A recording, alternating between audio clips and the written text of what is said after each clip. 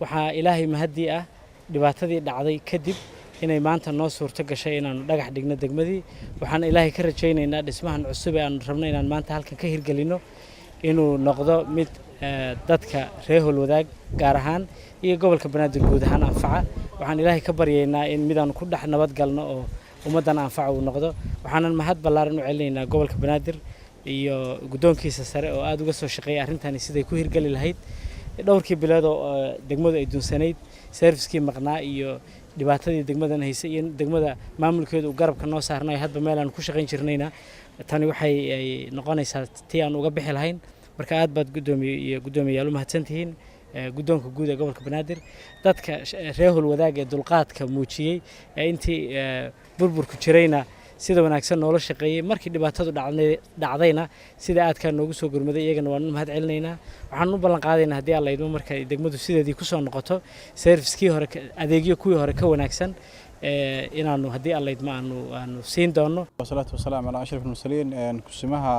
duqa magaalada Muqdisho gudoomiye ku-xigeenka arrimaha bulshada gudoomiyaha degmada Howlwadaag agaasimaha xiriirka degmooyinka baxda saxaafadda iyo dhammaan kasoo qaybgalayaasha waxaan leeyahay assalaamu calaykum waraxmatullaahi wabarakaatuh salaan kadib waxaad u jeedin maanta waxa la dhagax dhigaa degmadii Howlwadaag oo gobolka Banaadir uu dhagax dhigayo degmadaas oo ay shacabka gobolka Banaadir ay ka burburiyeen nimankii nabadiidka ahaa iyo qaraxa ku sameeyay waxa farxad noo ah inaan degmada Howlwadaag maanta dhagax dhigno dhagax dhigaasina degmada loo dhiso sidoodii hore si ka casriyeysan oo ka qurux badan bulshada degmada Howlwadaag iyo dhammaan bulshada gobolka Banaadir lagu adeegi doono si adeegyadii hore ee degmadu u qaban jirtay oo baryahan hakad ku jiray marka la sideedii iyo si ka fiican oo habsamil ay ku soo noqoto tani waxay qayb ka tahay bilic soo celinta iyo dhismaha maamulka gobolka Banaadir uu ku sameeyay degmooyinka gobolka Banaadir iyo adeega shacabka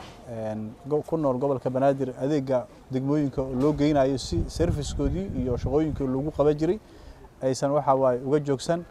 waxaan leenahay waxay u tahay farxad iyo munaasabad gooni ah waxay u tahay shacabka ku nool degmada Howlwadaag oo ayaantan degmada aan ku shaqeynin shaqooyinka inay sidii ugu soo noqdaan si wanaagsan degmadii loo dhiso oo hadda aad u jeedeen burbur inuu ka dhacay sidii qarax ugu dhacay kadib aan degmada lagu shaqeynin waxaan leenahay dhammaan waxay fursad u tahay shacabka ku nool gobolka Banaadir waa sida la sheegay maanta waxa farxad noo ah inaan aan mar kale nimaado degmada Howlwadaag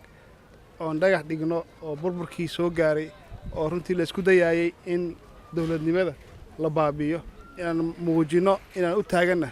in wax kasta oo la isku dayo inaan rabno inaanan isdhiibin oo aan isku tashano oo muujino adkaysigan tan waxay qayb ka tahay runtii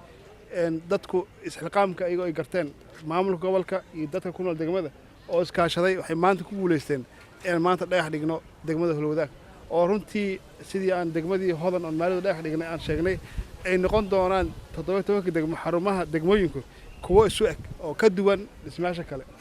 oo yeelano xarumo dhismahoodu yahay hal oo suuda eg oo ka duwan qaab kore ah jireen marka maanta waxa runtii guul noo ah inaan u taaganahay inaan dib u soo dhooleyno degmada xarunta degmada oo runtii adeeg siin jirtay dadweynaha ku nool degmada Howlwadaag